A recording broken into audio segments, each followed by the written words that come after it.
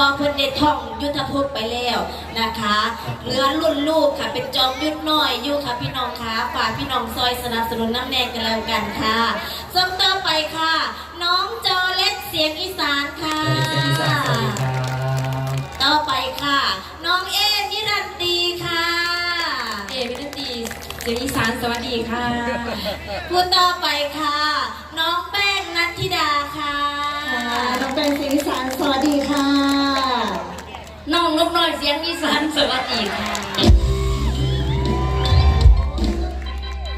อยากเป็นน้องน้ำมูอยู่บ่ค่ะได้ด้วยนะได้อไยู่ด้อยู่ดอกจ้าปกติเพิ่นสิอยู่นี่เพิ่นสิเป็นแม่ใหญ่นะพี่น้องนะอยู่ตรงนี้แม่ใหญ่จังไดจังยังจ้องเจาะเป็นตัวถ่ายมูอยากเป็นน้องโอ้บอกงานจงเจาะเนาะคือเป็นสมเป็นกันสี่แม่เป็นตัวเถ่าไหมเอาจะพร้อมเล่นละครเนาะ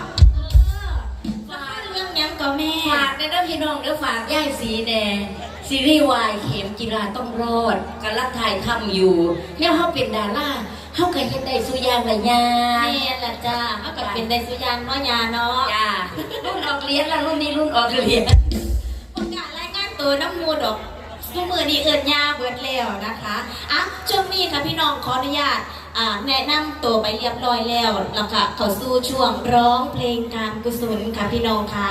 เอาสะพานเอาเสียงเนาะเป็นสะพานบุญนะคะเฮ็ดบุญกับพี่กับน้องสิให้น้องๆลงไปหาพี่หาน้องเดินครับโดยสิให้แดนเซอร์หนุ่มรอของเฮา